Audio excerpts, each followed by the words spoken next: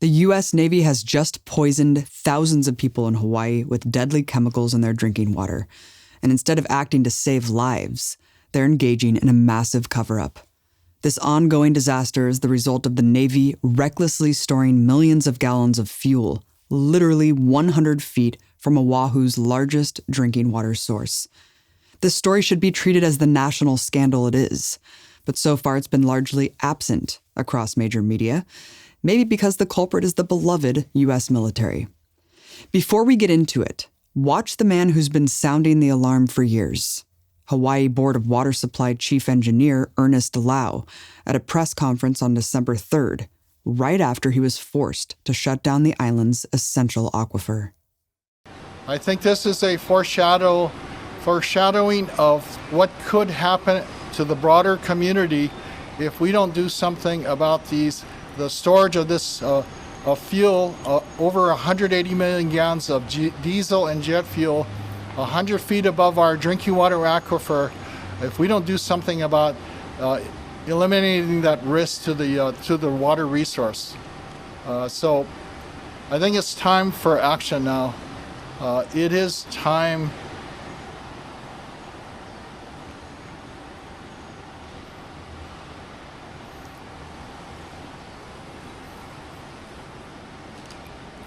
We cannot wait any longer. The water resources is precious. It's irreplaceable. It's pure. There is no substitute for pure water, and our lives depend upon it. So I would urge the decision makers and the Navy to take action immediately to take away this risk from our vital water resources there.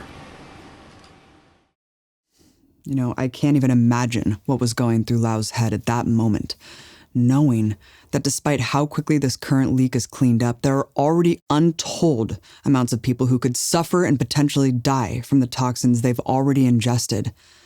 Petrochemicals in drinking water are notorious for causing leukemia, miscarriages, and devastating birth defects. We just did an hour-long podcast on this unfolding tragedy, in which you can find many more details about the case linked to in the description below. So this is all happening at the Red Hill Fuel Storage Facility, owned and operated by the Navy, where since World War II, about 200 million gallons of fuel have been stored in the same rusted-through metal tanks, right on top of this precious and irreplaceable water source. Red Hill has always leaked. A classified Navy report in 1982 reported leaks in the fuel lines, and regular leaks for 40 years prior. Since then, the Navy's own data has shown constant, regular fuel leakage and consistent toxins in the soil that far exceed Department of Health safety standards. We're talking about almost 80 years of this pollution. Once residents became aware of the once top-secret facility in the 90s, they've been calling to shut it down, because obviously it's insane to continue this. But the Navy's always maintained there's nothing to worry about. They test the water all the time. If there was a problem, well, they'd be sure to let you know. Here's a Navy captain in 2016 responding to all the concerns. Good morning to you, Captain. Good morning, Ron. Good to be here. Top two questions people are asking. Number one, is our drinking water safe? And number two, will it continue to be safe? Yes, Ron. So easy questions to answer. One, the drinking water is safe, and I know that because we test the drinking water exhaustively once every quarter, and we also have ground monitoring wells near Red Hill, which we test on a monthly basis. So we would know if there was any petroleum in the water, the drinking water is safe. Okay. It turns out that the Navy detected harmful petrochemicals in the drinking water at least 6 months ago. According to Hawaii paper The Star Advertiser, water samples taken by the Navy at its Red Hill drinking water well showed petroleum contamination in July, August, and September. Some of the samples exceeded the state's threshold for what's considered safe.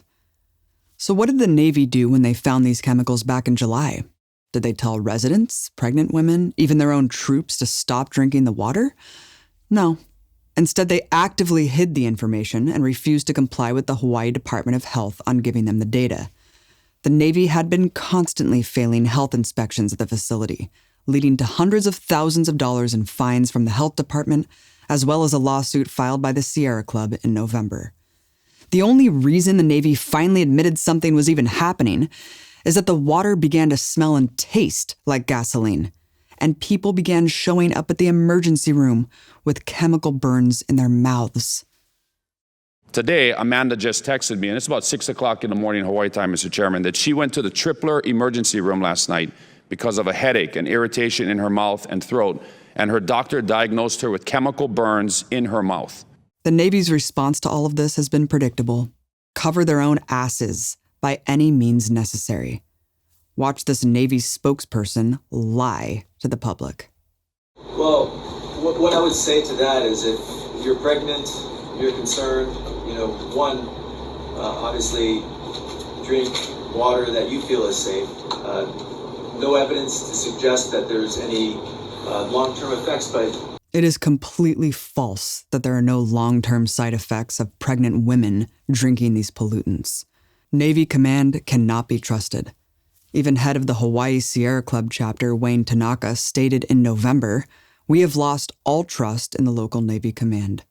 And that was before we knew they'd been covering up poisonous water. We have no idea how many people have been impacted so far, how big this leak is, or how much more pollution is still making its way from Red Hill to the drinking water supply. What we do know is that Biden must declare a state of emergency to help this community, and that the Navy must finally do what Hawaiians have been demanding for decades: shut down Red Hill. It's not like they don't have the money to do what's urgently needed. Move the fuel tanks, relocate the residents, and pay for remediation, cleanup, and lifetime health care for all potential victims. Right now, the Navy is refusing to do any of that, and they're actually saying they need 5 months to fix the leak, and until 2045 to make it totally safe.